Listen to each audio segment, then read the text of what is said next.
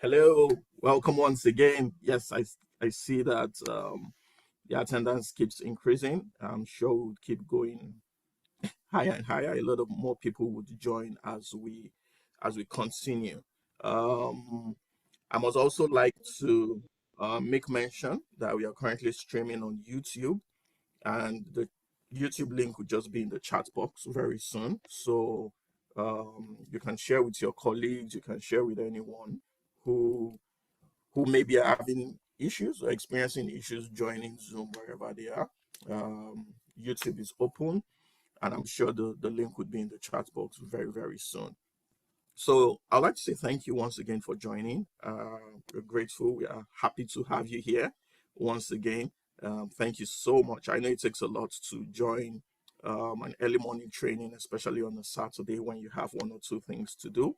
But this shows your continuous um, desire for learning, shows that you are truly lifelong learners. So thank you so much for joining. Just before we kick off, I would like to acknowledge and um, give props to our CEO and co-founder, Dr. Kende Nwani. I'm sure a lot of us here know her one way or the other. We have some certain relationships with her, and I must say that Dr. Kende Nwani is one of the few people that I've met who she's extremely passionate about educators, and she wants to see teachers being given their due respect and being acknowledged as the professionals that they are. So you can just put in a clap in the chat box, say thank you, Dr. Kende Wani, for giving all of these free of charge. We know how much trainings costs nowadays, especially looking at the economic factor of the country, and giving all of this free of charge, it takes a lot. So really, really good, and we appreciate her for this. Also like to acknowledge other co-founders of AfriTeach, Mr. Otto Orandam, who is the founder of Slum to School. They're doing great things, taking education to the slums and changing lives. So a huge shout out to Mr. Otto Orandom. Also to Professor Fola Shade, who is the first female VC of Unilag. Absolutely wonderful. So thank you all so much for joining. One way or the other, they might join in later, but right now, we're just saying huge thank you to them.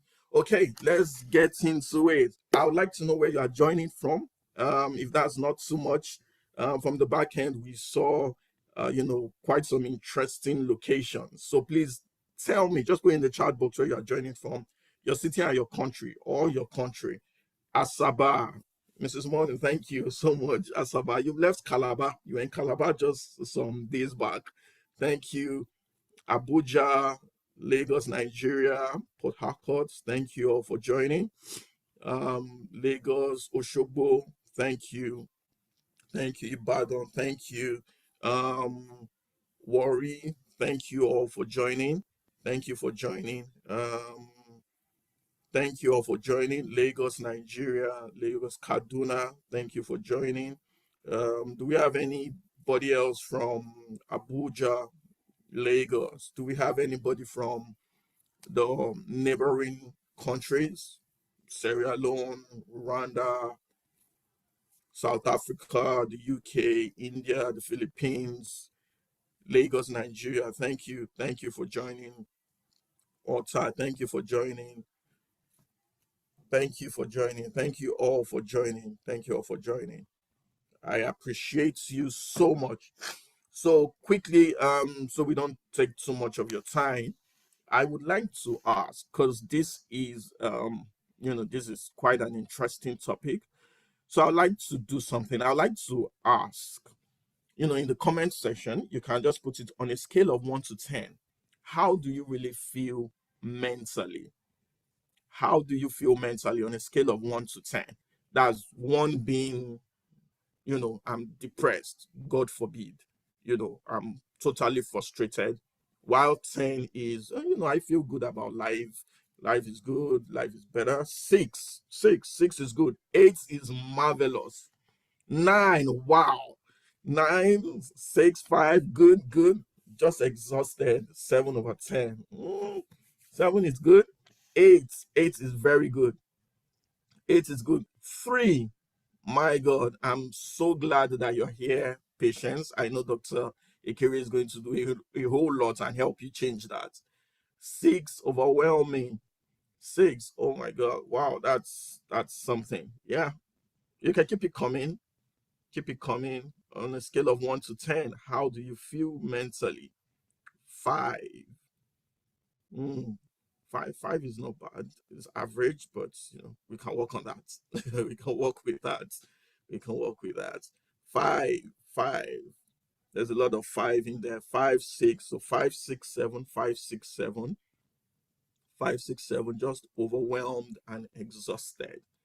Okay, so we can get the feel of how people are mentally right now, and know that okay, is within average to a little bit better. I know I've seen 2 3 in there, and I trust that our facilitator will take good care of that. Just before we start, I'd like to ask, if you joined web, that's welcome everybody. We had it in January. um we spoke and we trained on classroom management, and Dr. Kende Wani took us on community of practice. So a quick one, if you joined, who joined, just put in the chat box, I joined, or yes, I was there, yes, I joined, yes, I was there, I was there, well, oh, I joined, okay, good, good, good. Who else joined? Okay, okay, yes, I joined. I joined. Okay, good. Anybody else? Okay, I joined. Oh, this is good. This is good. So, a quick one. I just want you to share, because one thing we do, which maybe I'm guilty of sometimes, is we go into these trainings, but we don't go back to read it. We don't go back to look at it. We don't go back to implement certain things that we've learned. So, if you don't mind, can you just share one brief takeaway and experience you had from that web? Just one takeaway, something that you took away and something that you've implemented, if you don't mind. One thing, just one thing you learned on that day, either from classroom management or community of practice, and something that you've implemented in your classroom, your place of work. Just one thing you learned, and community collaboration. Beautiful. Beautiful. Thank you so much. Community collaboration. Yeah, I think Dr. Wani talked about it. Community of practice is how professional learning turns into real classroom change. Beautiful. Sharing of ideas, working as a team, collaboration. Beautiful. Seems like a lot of people kind of got what Dr. Wani was speaking about. Good. I'm just waiting for a bit more and we can move on. Um, okay. Any more? If there's no more, that's fine. So just before we move on, and I'm sure Mr. Kwanyong is here, I would like to know, what do you hope to gain from this session? Reflective practice brought real life experiences into the classroom. Oh, you can't hear anything anymore. I'm sure that's your network. You might need to log out and then log back in. So, and then you get it. Um, I learned about handling issues one step at a time with feedback. Beautiful. Well done, Chi Chi. Yeah. Okay. So this is stress management for educators, strategies to help with burnout. So what are you expecting or hoping to gain from this session? Especially people who have put 3, 4, 5, 6 to, with regards to how they feel mentally. What are you hoping that this session will help you do? What are you hoping to take away from the session? Management of stress effectively. Okay. Practical tips on how to create a balance between work expectations and personal goals. Beautiful. Beautiful. Okay. Okay. what are you hoping to take away from this? I hope to learn how to manage stress and teach others, how to balance work life and personal life to curb burnout. Beautiful. We all want that. Work life balance. We all want that. Easiest way to maximize time and reduce stress. This is absolutely beautiful. I would like to just take a brief break and say hello to everyone on YouTube. I see you all there. We have quite some people who have joined. Thank you so much for taking time out to join. And this is us acknowledging you and saying that we see you. Thank you so much. Thank you so much. You can also drop your comments there and I would read it. Managing stress at work versus managing stress at home, and knowing how and when to separate both of them. Beautiful. Managing work-life balance. Work-life balance seems to be like an issue. Time management. All right, good. I expect to gain knowledge on work-life balance and implement it with everyday challenges as they come. All right. Thank you so much. Thank you so much. Mr. Penyong, my ability to have clarity when to be able to withdraw from being overworked. Oh, that's good. Thank you so much. Thank you so much. I'd just like to move on to Mr. Penyong. Mr. Penyong, you Thank can you take it very away. You much. have the Thank you very floor. much, Bayomi. Thank you so much. Good morning, everybody. Thank you so much for joining today's webinar. My name is Rita Ikpeyong, and I'm the Executive Director at AfriTeach. We're always so honored to have you join our webinars. At AfriTeach, our vision, like we always share, is to build an Africa where every teacher is a leader. Every classroom becomes a hub of innovation, and where every learner achieves their full potential. And I must also add that we also believe that for effective teaching to carry out, we need teachers who are healthy and also well supported.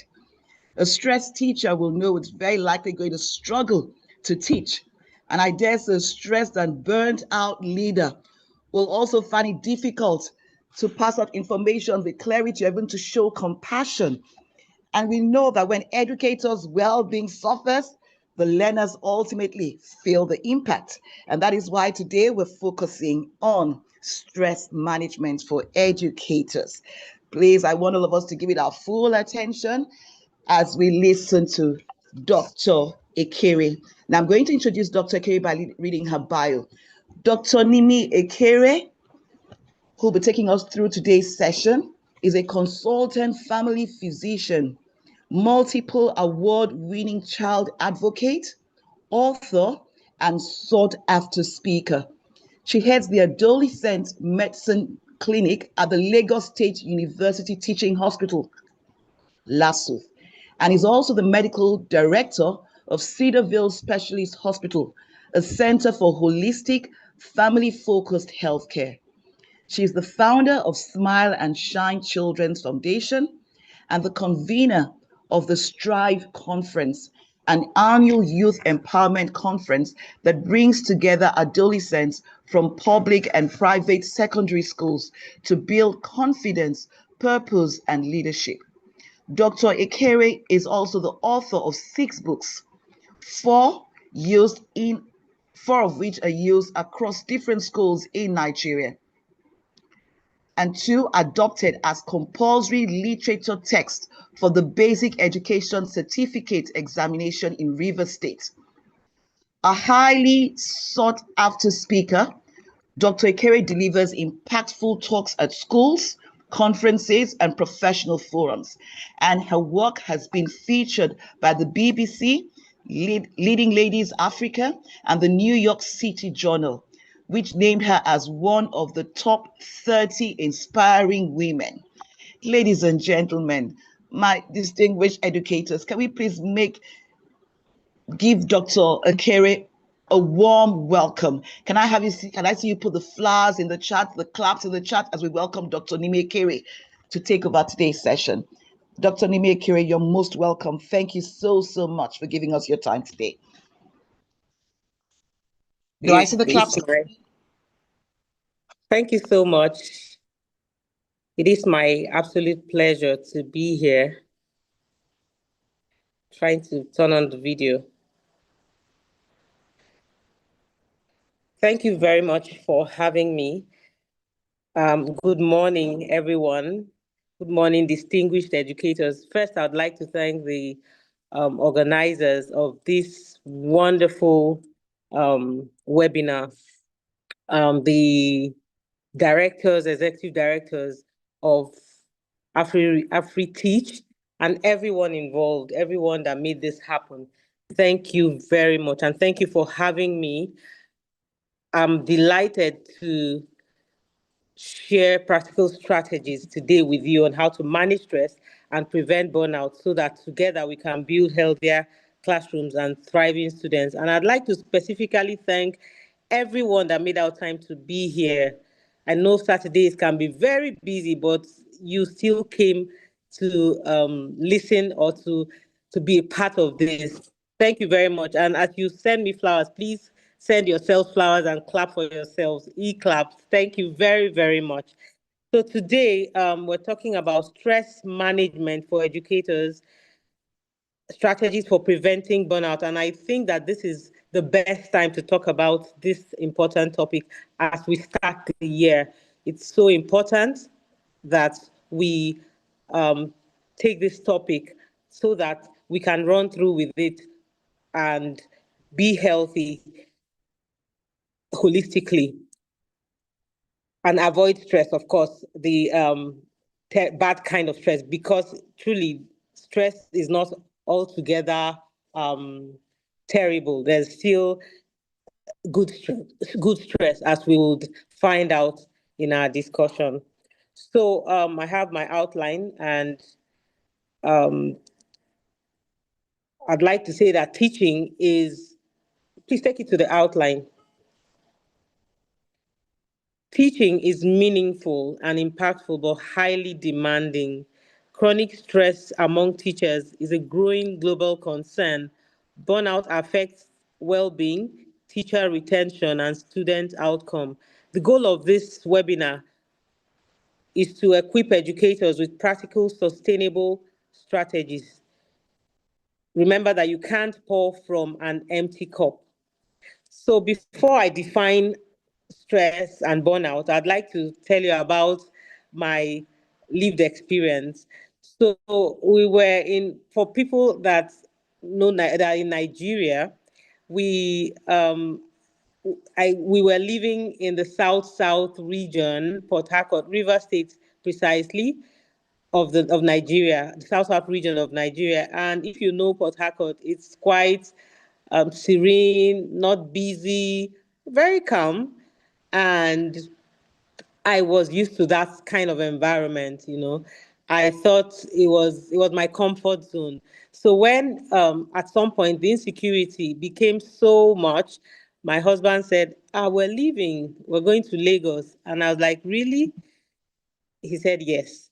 I thought he was joking until I realized that he was serious. So he went house hunting. He looked for house. He kept traveling to get a good house, and he finally got one. And then it was my turn to go to look for schools for the children. So that's when it dawned on me that this was true. And you won't believe that I didn't want to leave because I was so comfortable in my comfort zone. Good house, good neighborhood, good everything. I felt very comfortable, and I could predict. It was so predictable. I could leave my house at a particular time, and I know that I'll get to my destination at a particular time, you know. So everything was calculated. So it was like going from the known to the unknown. When I got to Lagos, the traffic was in fact the first thing that shocked me. I was like, not like I hadn't been coming to Lagos, but you know, there's something that hits differently when you are now there, and you now know that this is your reality. You know that this is what you're going to be facing. So I became sad. And when I got back to Port Harcourt, I said I wasn't leaving, that I was comfortable with Port Harcourt and all that. And he said, no, this is our reality. We're leaving and we have to get used to it. Sorry, can you hear me? So I hope you can hear Yes, we me. can. Yes, we can. Okay. So when we moved, the culture shock hit me so hard, and I was sad. Like I was stressed. I would wake up so early, unlike Port Harcourt, where I would wake up at a convenient time, get the children ready, and then we'll go to work and go to school, drop them at school. Here, I had to wake up so early, and it didn't matter that we lived on the island. You still had to get up so early. Everything was hush, hush, hush. Everybody was in a hurry. I felt bad. I felt angry, but it turned out that in a few years, after a few years, I began to fall in love with Lagos. So that stress was a positive one. It wasn't altogether bad. Lagos stretched me. The stress stretched me literally, and I think it brought out the best in me.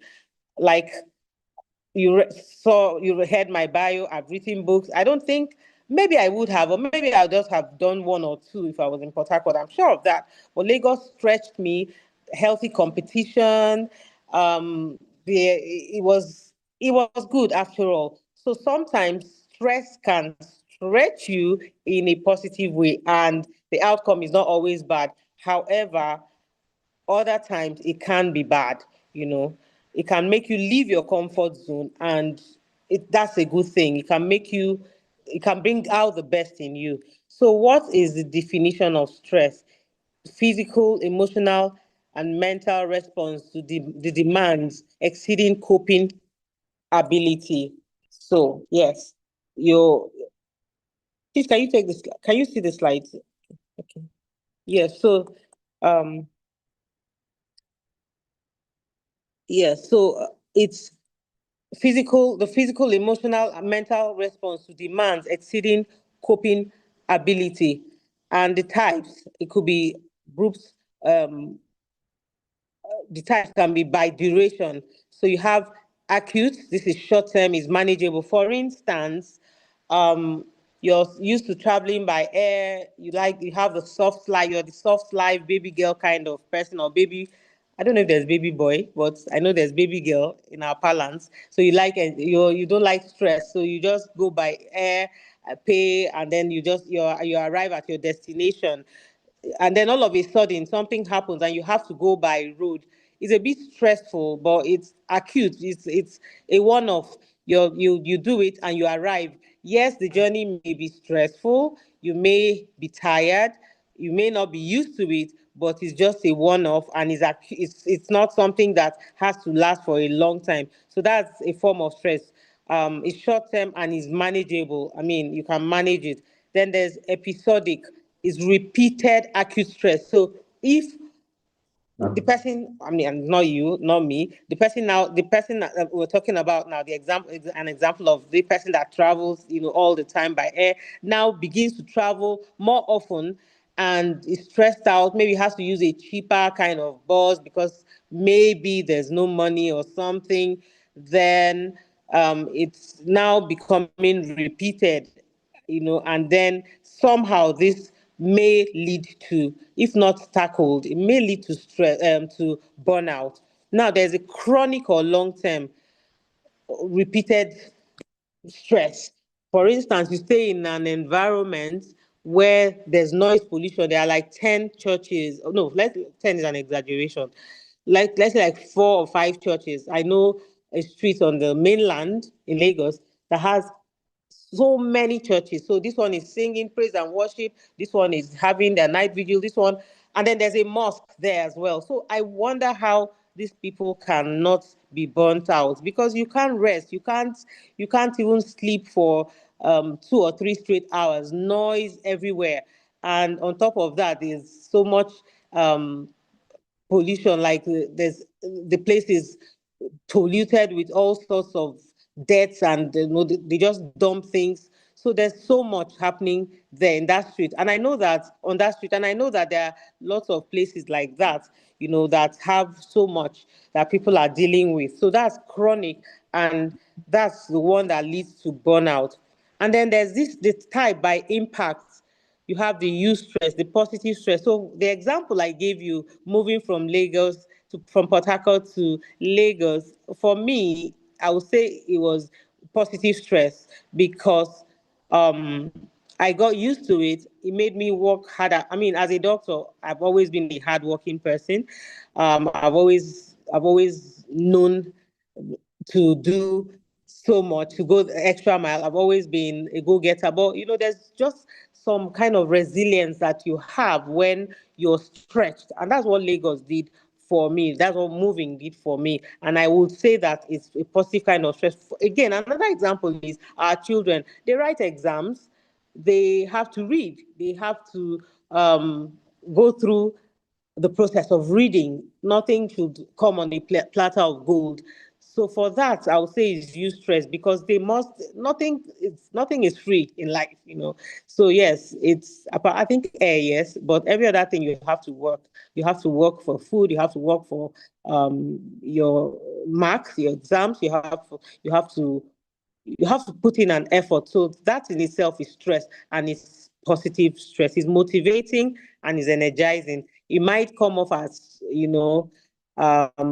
a resistance. It might come with some form of resistance. You might hate it, you might loathe it, but with time you would know that it was good and you can cope with it. It's not something that you can't cope with.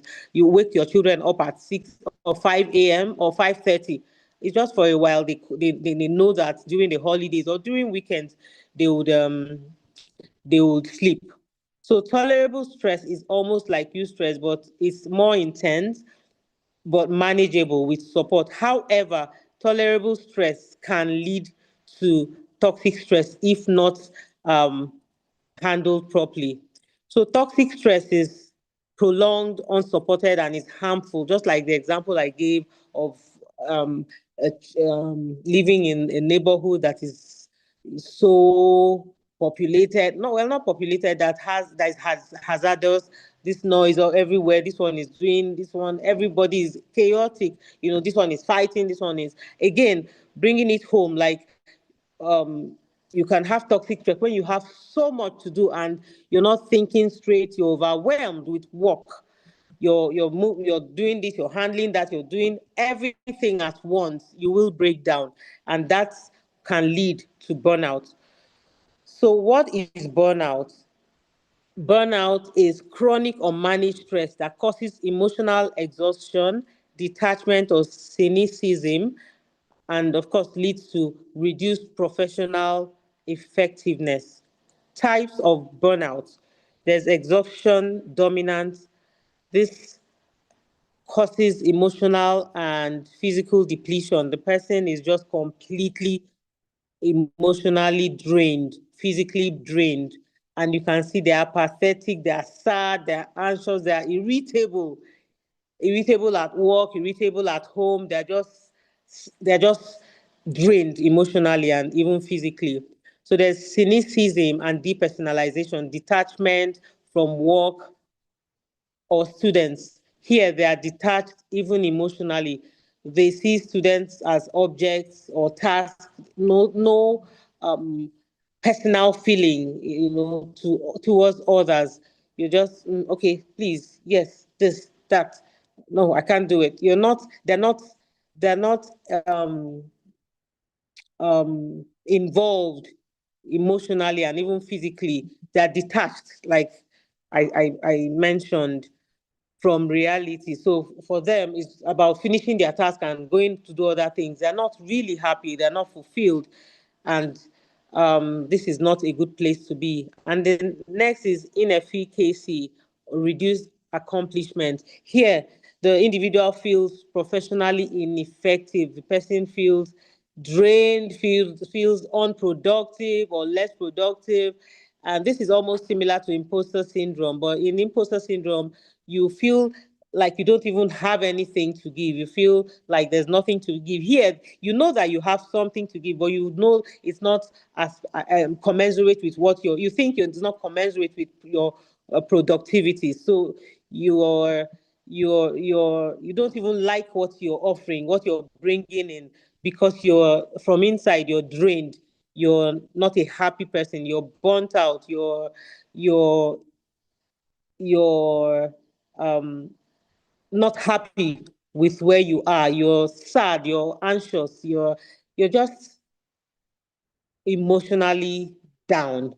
Down. I think that's the word to use there. And then for global context or prevalence, more than 60% of teachers report globally report significant work-related stress.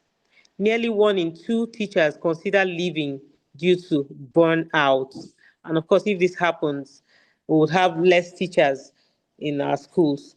There's high stress reported across Africa, high stress level reported across Africa, Europe, and North America. This contributes to the contributing factors are large classes, limited resources, rising expectations. Causes and risk factors of stress and burnout in educators: heavy workload and long hours. So one teacher is handling this, is handling that, is doing so much, and long hours, no time to rest, no time to just breathe. They're just overwhelmed and cumbered with heavy workload. And then large classrooms. This is especially for people in public schools, teachers in public schools, high student teacher ratios, then administrative and reporting demands. Sometimes the teacher would have to even take up a job of, an administrator somehow, and there's always the demand to deliver. you know this can be draining. I mean, it's okay, but if it's too much, if it's overwhelming, then it takes a toll on the educator. And then the next is poor remuneration and incentives. We know that the economy is, I mean, where globally things are tough, not just in Nigeria. So when teachers don't earn well and they're not given incentives, perks and the likes, they would be drained because they have bills to pay. Some children, some teachers, ironically, teach so well, give out so much, and their children can't they can't pay fees. That is sad. That is pathetic. That shouldn't happen. And of course, when it does happen, it can lead to burnout. It can lead to chronic stress and ultimately burnout. Um, Post-pandemic learning gaps and behavioral challenges. Of course, children come with different behaviors, and the pandemic, COVID showed us, did a lot. A lot of we knew that it brought a lot of changes, positive changes. We now realize that we could do have virtual meetings. We didn't have to see one another to have meetings, to have even parties. People now knew that this could happen. However, a lot of children suffered. A lot of children were not coping, and their parents did not even know. They thought it was fine. Oh, when you're leaving the house or you're and you say, how are you coping? Have you done your task? Oh, yes, I've turned in my task. Of course, you believe what they tell you, but in reality, a lot of them suffered, and teachers had to deal with that, at the post-pandemic era. I mean, after COVID. So that also is a risk factor, trying to, bridge the gap. Now, economic and societal pressures. Doctors, like teachers, are expected to have enough, or teachers, like doctors, are expected to have enough. But it's a pity that sometimes it's not the case. Like, you don't have as much as society expects you to have. And so sometimes that can lead to, especially when the need arises, okay, show working, bring out something, let's see now. You teach, you're supposed to do this. Oh, or somebody comes from the family and says they need this, they need that, and you can't meet those expectations. They can actually cause burnout. Then exposure to students' trauma and emotional needs. Teachers are amazing. I always say that if I wasn't a doctor, I would have been a teacher. And in any case, I'm a teacher because I teach my residents. I'm involved in that sphere, that space, the educational space. So I am a teacher as well.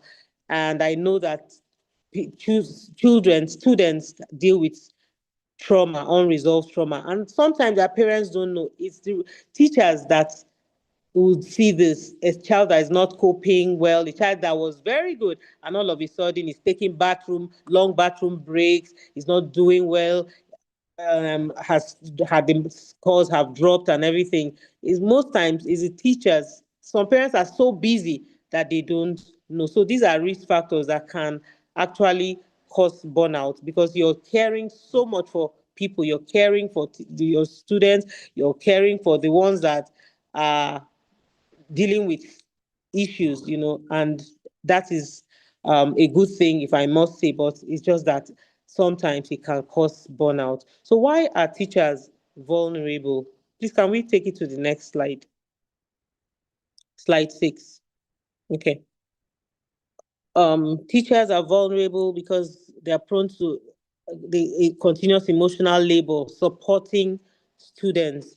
Then there's a pressure to maintain classroom control and performance outcomes, blurred work-life boundaries, and after-hours responsibilities, compassion fatigue, and the matter mindset. You care for others, you want to care for everyone, you want to care for all the students in your class. There are some teachers I know that know their students so well, and I hail them. It's a good thing. It's wonderful. It's worth um, commending because knowing your child, every child's um, tendencies, every child's strong points, weaknesses. It's not easy, So that can lead to burnout because you're just there caring for others, looking out for others, looking out for these children. Sometimes it can lead to um, burnout. And I'm not saying that we shouldn't continue doing this. We should look out for children with our calling. We should look out for them. We should be there for them. We should continue. But just know when you are getting burnt out so that you can take care of yourself because you cannot pour from an empty cup.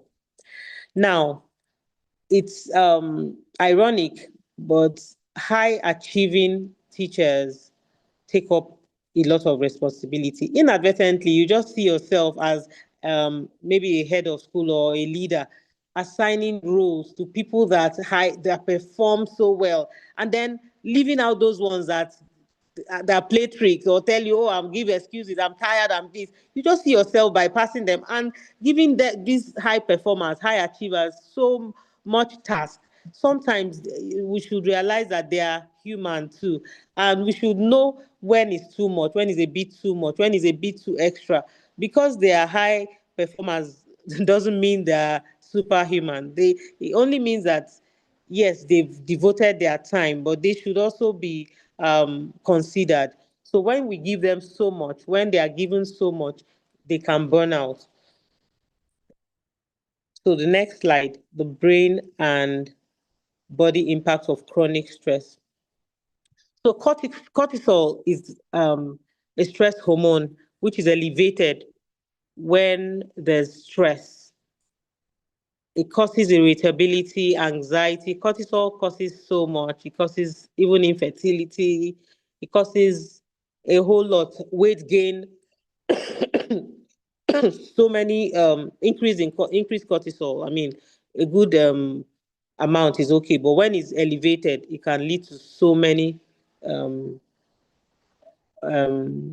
hazardous or um, very terrible um, consequences like irritability, anxiety, depression, and a whole lot. So now when there's stress, when I mean stress, I mean chronic stress. I'm not talking about the positive stress. The prefrontal cortex, which is responsible for planning, focus, memory, and a whole lot, becomes affected. It's reduced. And then, of course, there's reduced focus, reduced memory, cognitive function is also reduced. Now, to compensate for this, the amygdala, a part of the brain that is that regulates emotions, now becomes hyperactive, and that's why the person that is chronically stressed would react to things that they shouldn't even react to. For instance, a joke that people would laugh and know that is a joke, they would start crying about it. They are highly irritable. They are just not people you should be around when, or people that should come around you when you know because they are very, very unstable. That's because the amygdala is elevated, and that is in response to the prefrontal cortex depletion or affectation. So they are very irritable, they are depressed, they are teary. They're just it's just a whirlwind of emotions, and you don't want to. Well, it's something that we can notice. So we now that we know, we can be empathetic. So let's not say that we don't want to be around them, because it could happen to anyone. So I take back those words. So if we see people that are like that, we should know that maybe, just maybe, they are burnt out, and we should reach out to them. So another thing that happens in the brain and the body is the immunity reduction, leading to poor sleep, and their metabolism is disrupted. They gain weight, they are tired, and have a plethora of illnesses. So this can overwork can lead to slumping, because not just because of the heart issues or other things, heart issues, um, exhaustion, but and sudden health changes, sudden health events. How about just standing for so long? You could be fatigued and dizzy. Sometimes you could leave the house. They could leave the house without eating and become hypoglycemic. That's have low blood sugar, and that could lead to slumping. Again, the worst forms, they could have ongoing heart issues, cardiac issues, hypertension, untreated hypertension, because chronic stress, burnout, can lead to um, health events, health changes. So untreated hypertension and the likes can lead to slumping and even death. Like we say here in this part of the world, God forbid, it's not our portion. It's not our portion, but we have to do our best for it not to be our portion. We also have to play a role, and it will not be our portion. Signs of stress could be physical, fatigue, headaches, poor sleep.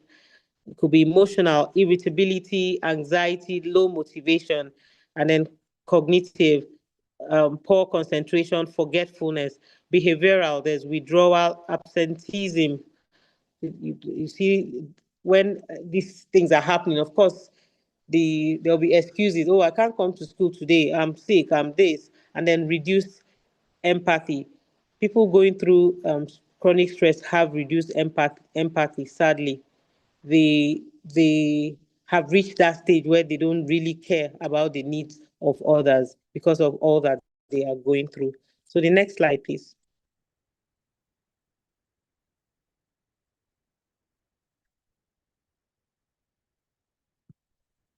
So signs and symptoms of burnout. There's emotional, which is exhaustion, cynicism, detachment. Behavioral, procrastination. People that are burnt out can't, there's no motivation to do anything, so they procrastinate.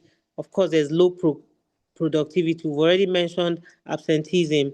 Cognition, there's poor focus, indecision, memory issues. They are so forgetful. Um, Physically, there's chronic fatigue, they have sleep disturbances. So it's like a repetition of what I had said. So consequences of chronic stress and burnout, there's depression, anxiety, um, there's uh, um, they have a lot of mental health issues, of which depression and anxiety are part of. And then there's hypertension, diabetes, cardiovascular, that's heart diseases, substance misuse. Some of them take to alcohol. They can, excuse me, they can now, or drugs. And this could sound strange, but as a doctor, substance misuse is not just common amongst adolescents. Even adults and the elderly are abusing drugs and substances. And I'm sure that a lot of them do this because they are just looking for a way out, an escape route. And, that's how they get stuck and it becomes a problem. It becomes a menace.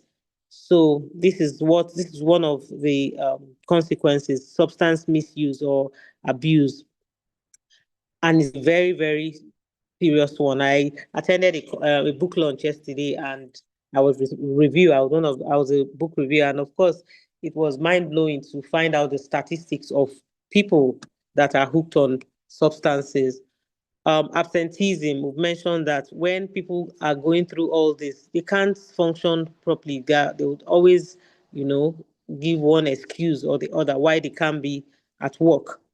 Early career exit. When this persists, of course, even the um, people in charge, the administrators, the owners of the schools will say, they would wonder why the person is still in teaching. Because I mean, if you have these issues, why you can go and handle your issues, and of course, this would lead to early career exits. And you can imagine what that will do to when someone just exits, and deep down you know that this is your calling, this is my what gives me fulfillment. It would anywhere else you go to, you would not have that fulfillment. So this is that's why we should tackle this, so that we lead fulfilling lives. Lower student achievement. If you're not giving your students the best, they can't do well. They can't achieve maximally. So these are just a few of the consequences of stress and burnout. We have a whole lot. So these are the very key ones. Please, the next slide. So principles of stress management. Awareness is important, that we are aware that there's a problem. So in psychiatry, we say that if the patient has insight, then prognosis or outcome is better. For people that have schizophrenia, a kind of mental health illness, a lot of them don't have insight. So prognosis is usually poor, you know.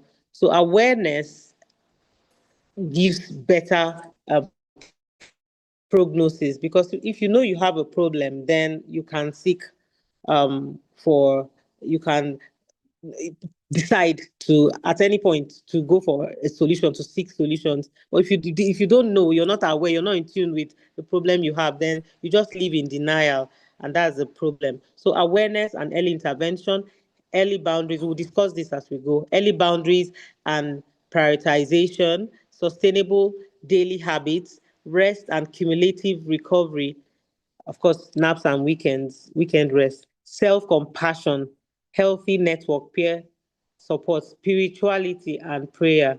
Remember, calm is a skill, and skills can be learned. So the practical strategies: self-awareness and boundaries, recognize warning signs. So when with everything we've said, when you see that this is getting chronic, this stress is no longer positive, this stress is no longer acute, this stress is no longer tolerable, recognize it and start setting boundaries. Say no.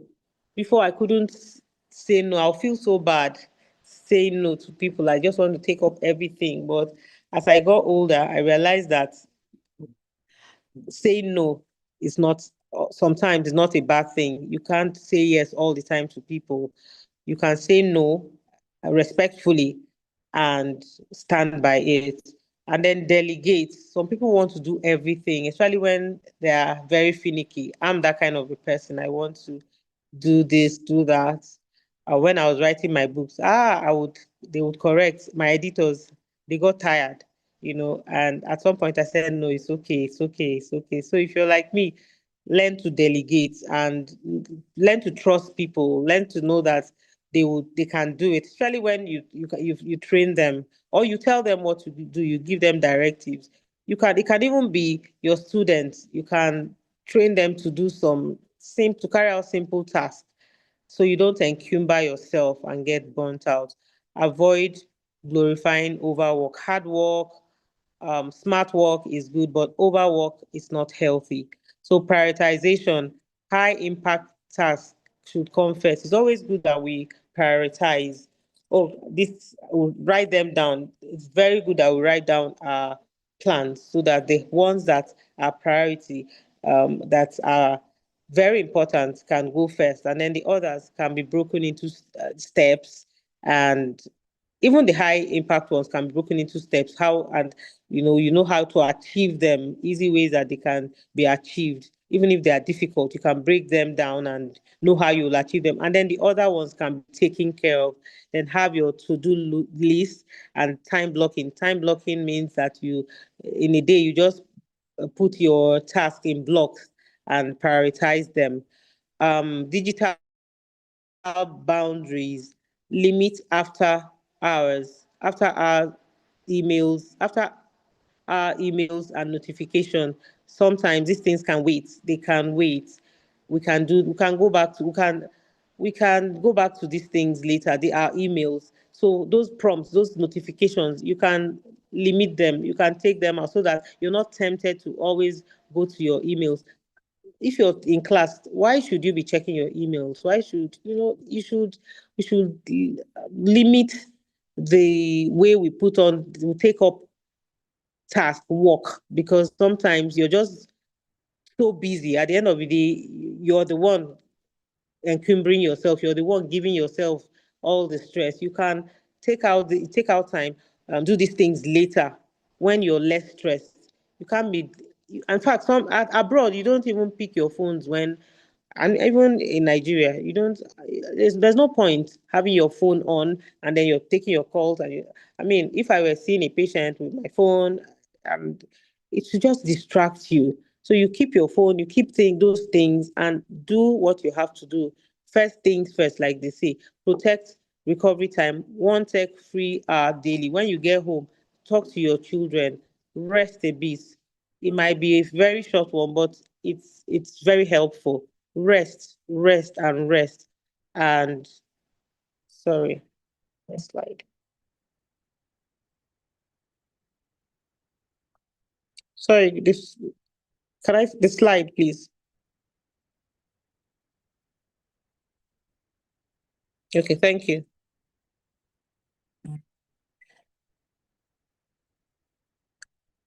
Now, for I would like to speak to the leaders, school owners, entrepreneurs. Please, with due respect, protect high performers. They work so hard. It may not be something we are deliberate, we do deliberately. It could just be some things we do inadvertently. Oh, this teacher works so hard. Okay, go and do this. Go and do this. Have you done this? Oh, what's happening? This is the trip to Ghana, the students trip. I have all the students paid.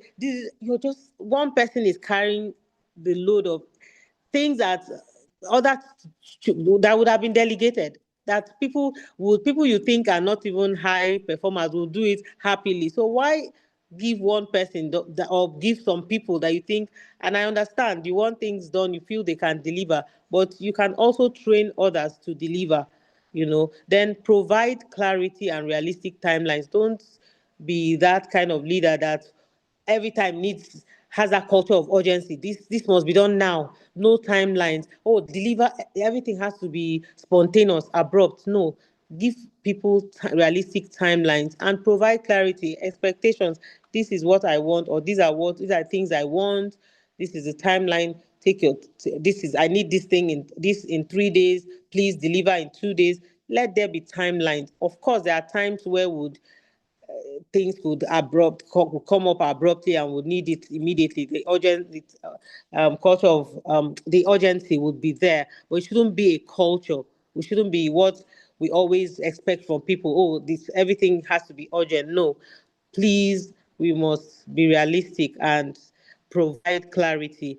Promote psychological safety and open communication. Be that kind of leader that people, your subordinates, can open up to you without the fear of judgment or retribution. So they can say, please, ma, I'm going through this, I'm going through that, I'm going through this, please, I'll be fine, but just give me some time to turn this in. They can they can open up to you. Of course, if it's not all the time, it's not a habitual thing, then it's okay to listen to people. They are human.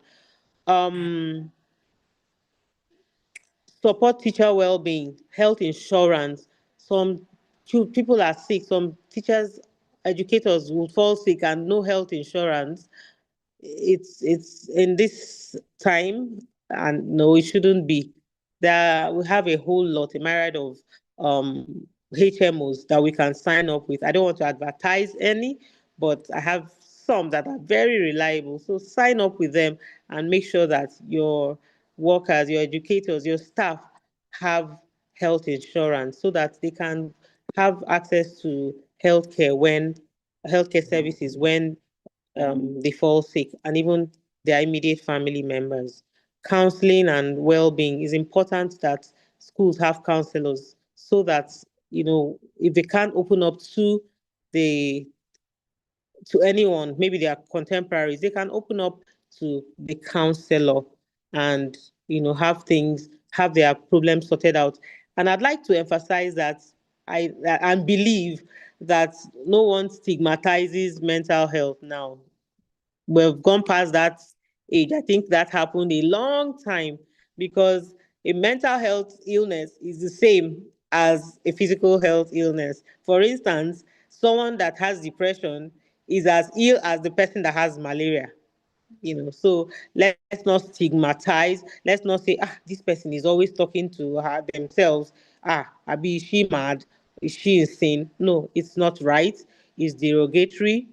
It's wrong, and we should demystify um, mental health issues, because it could happen to anyone, to the best of us.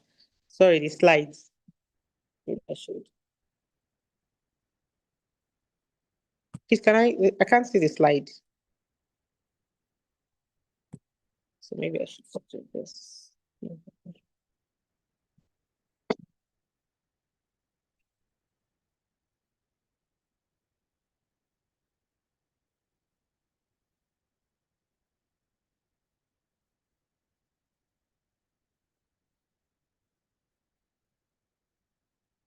Okay, thank you. Please keep going. Okay.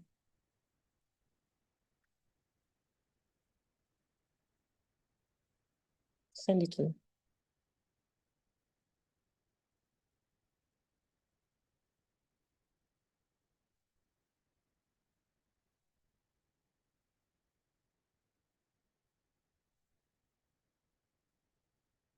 Okay, so key take-home messages: stress is inevitable, burnout is preventable, high performers need protection, not just praise, and they also need reward, if I dare add that. Clear leadership and prioritization reduces hidden stress. Rest, boundaries. No, I haven't talked about how to. Sorry, can you go to the slide before this, please? Okay. Okay, so it's important to talk about the SLE competencies, the social emotional learning competencies, and we have 5 of them: self-awareness, self-management, regulation, social awareness, relationship skills, responsible decision making. This is very important, and it's very important, and it's important, and every teacher, every educator should imbibe the SEL competencies. Um, Strategies. Before I go to the next slide, I didn't talk about spirituality. I didn't talk about your network. So it's important. I didn't see it on the slide. It's important that we have a supportive network. It's important that we take mentorship seriously if we want to prevent burnout, because you would, at some point in your life, you would need someone that you can be vulnerable with, someone that you can open up to. You would need that network of it doesn't have to be a lot of people. You have to, it could just be a few. They don't even have to be your friends. It could just be people that you trust, that you can open up to. And mentorship is very important. Sometimes mentorship could be free. Other times you could pay significantly, or you pay a token. So whatever the case, it's important to have mentors. Spirituality, I'm a Christian, so I'll talk from the spiritual, from the Christian standpoint. There's some times that I'm very overwhelmed, and my solution is prayer. I just pray, I talk to God, I sing, and it helps a great deal. I Exercises, we can please, the slide. I don't know why. There's a slide for this. Please, can we go to the previous slide? Send it here.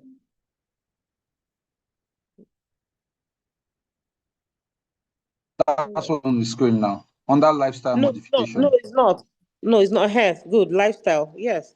So yeah, um, digital boundaries. Then efficiency protects, because that's protects energy. Boundaries protect your life. Then lifestyle modifications.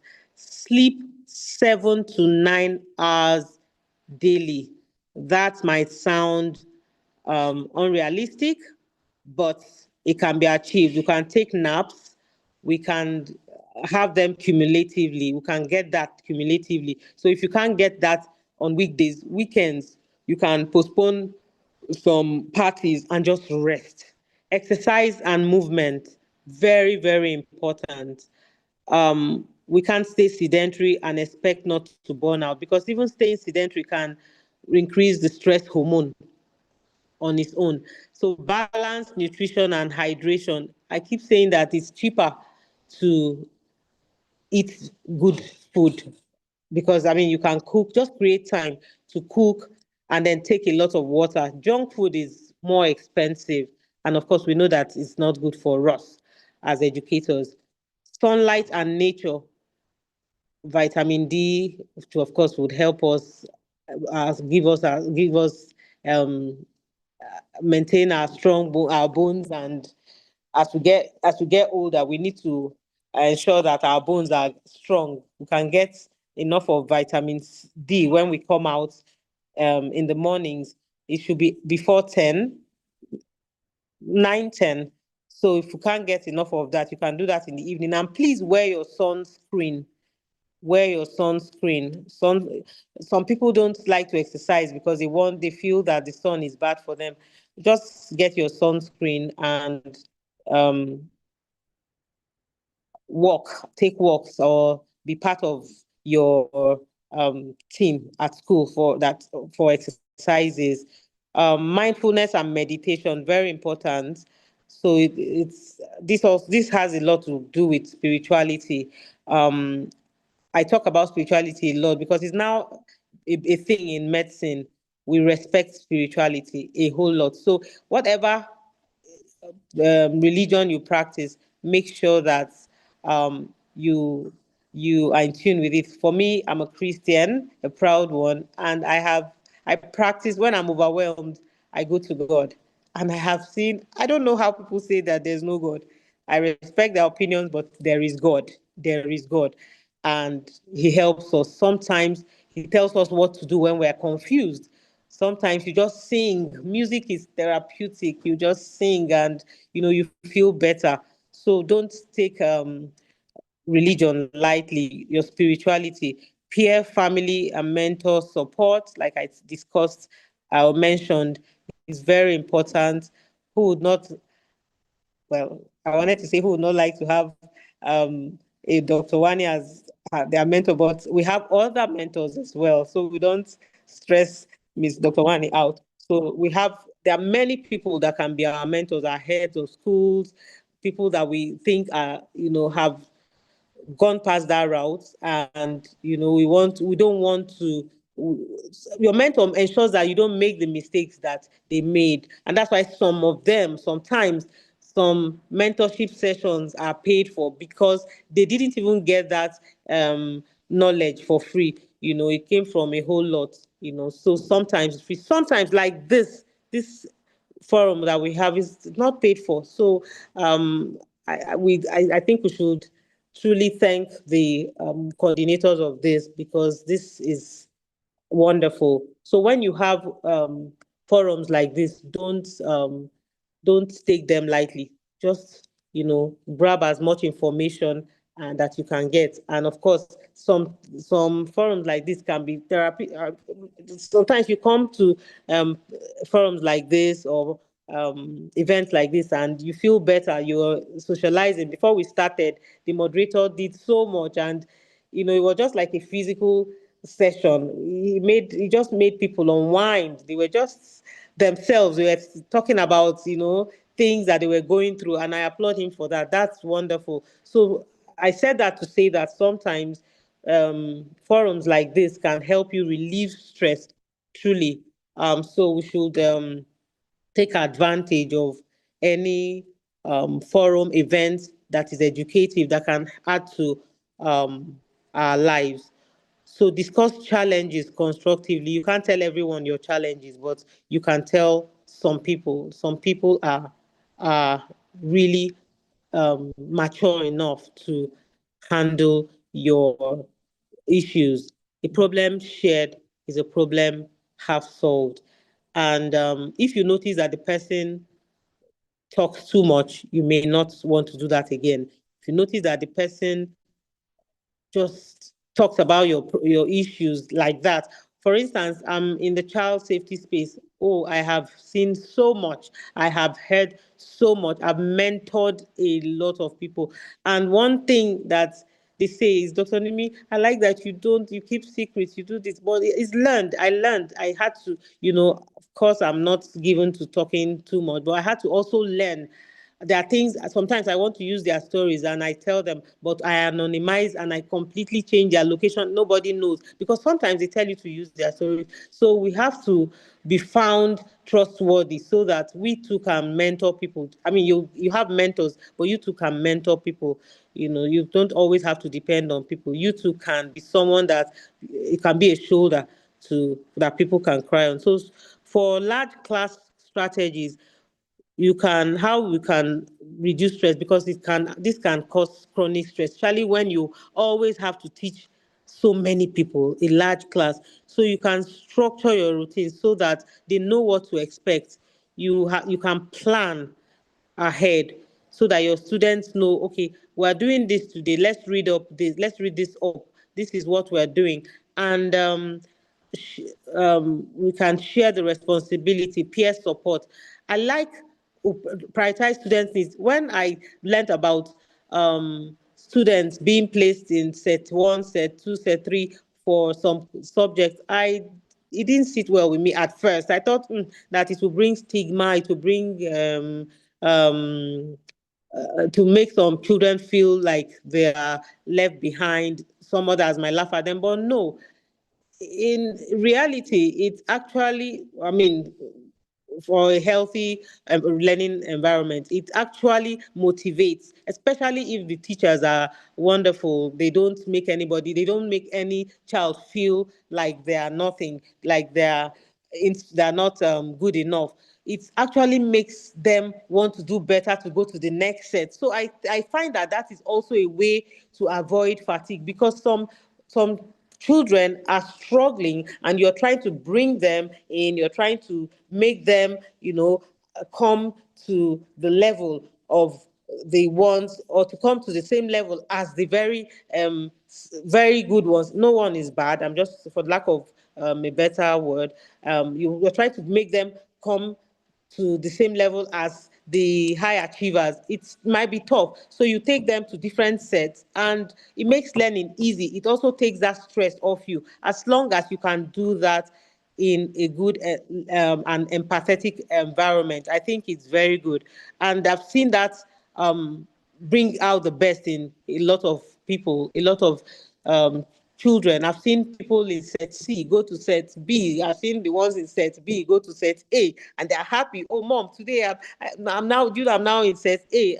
And I think whoever came up with that did a good thing. So that's another way to to take the stress off the educator, because you're now dealing with different, and this is not for every subject, for the very delicate subjects. Well, I don't know, but I just know that for some subjects, it's best to do that. You simplify assessments and systems. So enough said. We've exhausted this enough. Let's go to the next slide. Thank you. Let's round up. The next slide, please. Maybe I should. Okay, leadership. I've talked about the leadership and school culture. I've talked about the teacher effect and the SEL competencies. Now, the key take-home message is stress is inevitable, burnout is preventable, high performers also need protection, not just praise. Clear leadership and prioritization reduce hidden stress. Rest, boundaries, and support save careers and lives. Lifestyle habits protect energy and resilience. Teacher well-being shapes students' outcomes and society. In conclusion, teaching is a calling, but teachers are humans too. Early recognition and consistent well-being habits make lasting impact. Healthy teachers, healthy teachers would um, in healthy teachers give rise to healthy classrooms, and of course this would give rise to thriving societies. Caring for others begins with caring for yourself. When teachers are well, students flourish, and of course ultimately societies rise. Thank you very much for listening. God bless you. I'll welcome questions now. These are my references.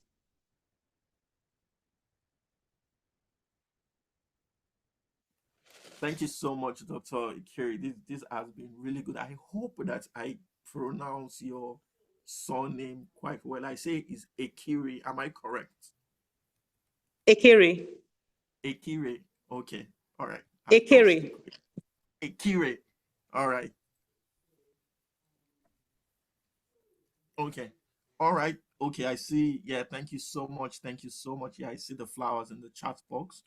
Um, Thank you. Thank you all to everyone on YouTube. I see you all there too. So you can drop your questions. We can take 2 or 3 questions for Dr. Nimi before she goes. Do you have any questions? I'm checking YouTube too to see if we have any questions from YouTube. Any questions from YouTube? So for none. Okay, so the feedback form is also in the chat box. You can click there to give us your feedback. We'd love to hear from you and read from you. What the feedback does is that it helps us to improve our training. Thank you so much. So any questions? If you are too shy to ask questions, you can ask in the group, or you can send us an email. Someone said this is awesome, very educative. Thank you all. Um, Thank you all. Yeah. So I'm going, if we do not have any questions, I'm going to just allow Mrs. Okel to come up. The slides would be on AfriTeach website. The slides will be on AfriTeach website. We won't share it here. We'll share it on the website, and then a link would be shared to the group. There you can get the slides from. But we also have to take permission from Dr. Nimi before we do that. So thank you all. All right. So I see there's a question here. Okay. Where's the question? Oh, she said something about the patient that has inside prognosis. Could you help complete that statement again? I don't know. I think if you want to get that statement, you're going to take her back, and we might take a bit of time there. No, Except if you I want to could take that, answer. Dr. What was the Nimi. question? It What's the says, question? you said something about a patient. If a patient has insight, the prognosis is, but you didn't get the complete statement. Oh yeah, yes. I'm glad to answer your questions. Any question? Don't feel like any question is not good enough. I'm here to answer every question by the grace of God. So yes, I was talking about insight. So if the patient in practice, especially psychiatry, when a patient has insights of their problem, of their condition, then prognosis, that's the outcome, is better. Even in real life, our day-to-day activities or real life events or real life situation or scenario, when you know that you have a problem, then of course you now know that you would, of course, that's when it dawns on you that you would need a doctor, you would need to share it. You need, but people, just imagine somebody saying, you tell somebody, your mouth is, I'm sorry to use this, but your mouth is, yeah, maybe when you talk, you something oozes and is not, and the person says it's a lie, please, I know that the person doesn't even believe that they have a problem or they have a challenge. So how would they? Maybe later they can, but if they have that mindset that everything is fine, then they would not seek solutions. So when you are aware, of course, by you've listened to the lectures, you now know that, oh, there's something not right. I'm not, this is not how I should act. This is not how I should react. Am I overwhelmed? Then that's when the realization comes, the awareness, then that's when the outcome looks favorable, because you now want to check it. Okay, now let me not do this. Let me not go beyond my boundaries. Let me do it the right way. Okay, let me start exercising. Let me do this. I want to change my lifestyle. I don't want to teach 10 children anymore. I'll take 2 children and do it effectively because I can't overwork myself. Of course, that's when you see results. But when you feel that there's nothing wrong with you, there's no issue, then prognosis, working with that kind of person, prognosis is usually tough, is usually not not wonderful. But yes, of course, there can still be a good outcome, but it will take time. So realization, awareness is the first step to recovery. That's what I meant by what I said. All right, thank you so much, Ma. Thank you once again, Doctor. I would just, Mrs. Okewo popped up somewhere, so I'll just let her do her thing. Thank you so much again. You're welcome. Thank you, Dr. Ikere. That was absolutely wonderful. If you enjoyed it as much as I do, please can I see the claps in the chat room? Thank you so much for making it so relatable to us as teachers. Thank you, Dr. Ikere. It was absolutely amazing. Yes, it's coming up in the chat room. Thank you. Thank you. Thank you so much. So very quickly, Thank you, everyone. Thank you, Dr. Kiri. So very quickly, I just want to encourage you to be a part of our community.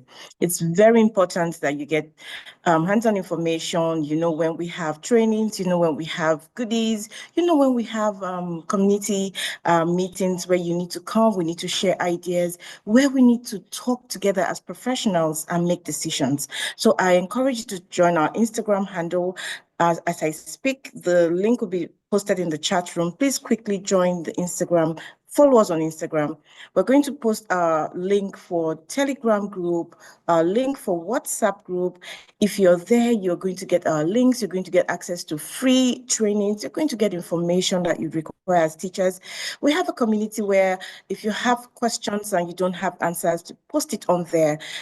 Teachers with wealth of experiences are there. They will give you responses that will help improve what you do in the classroom. So you don't want to be out of this community. You want to be in this community. So please go to the chat room. We have link to take you directly to our WhatsApp group. Be a part of that community. From there, you get to know what's happening. From there, you get invites to different trainings we have, different programs we have organized. We also have our Telegram group. Go to the chat room. Please click on it and join. And most importantly, please follow our social media handles. Listen, you can't afford not to be a part of this vibrant community. Our Instagram handle is there, our LinkedIn handle is there, our TikTok handle is there, and our Facebook. Teachers, I know you enjoy Facebook. I also love Facebook. Go on there and be a part of the community. Mr. Abayomi, can you please confirm if we have those links in the chat room now? Oh, yes, I can see them. I can see them. So please, can you start joining? I'm looking at our numbers on Instagram. I want to see if this group will take us to, we're going to add at least 150 more subscribers. Please join us on Instagram. Thank you, thank you, thank you so much. Mr. Bayomi, I am done.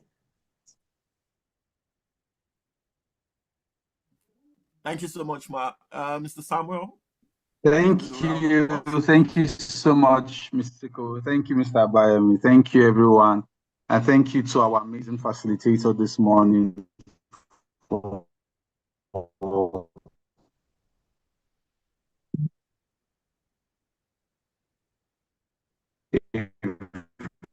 very fantastic job.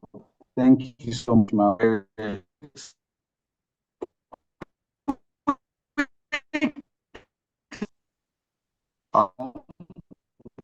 would like to have the training link and the feed. I don't know, can you drop on our website? Ever had the opportunity to our website? This on the is our website. Okay, please, can you hear me? I don't know if you can hear me, Mr. Bayami. Can you hear me? Yes, we can, but it's dragging. I think your network is a bit poor. But yeah, it sounds a bit better now, so maybe you can try just a bit.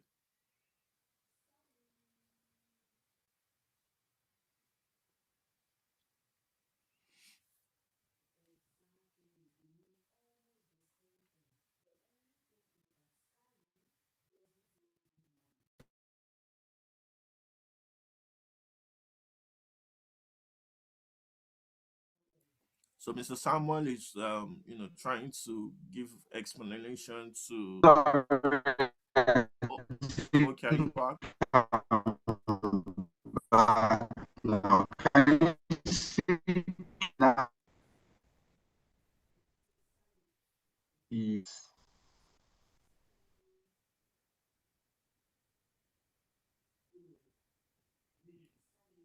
If you can hear me, see thumbs up. Sorry, very crappy this morning. About, I don't know if you have an opportunity to check our website. If you haven't, the link will be dropped now.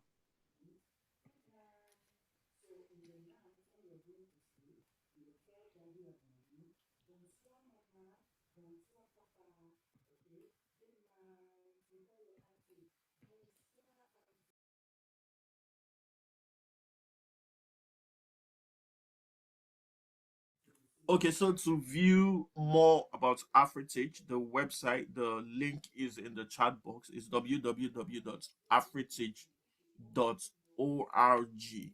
Afritech.org. Please note it is not .com, it is not .net, because we realize that there are a lot of fishy websites out there. It is www.afritech.org.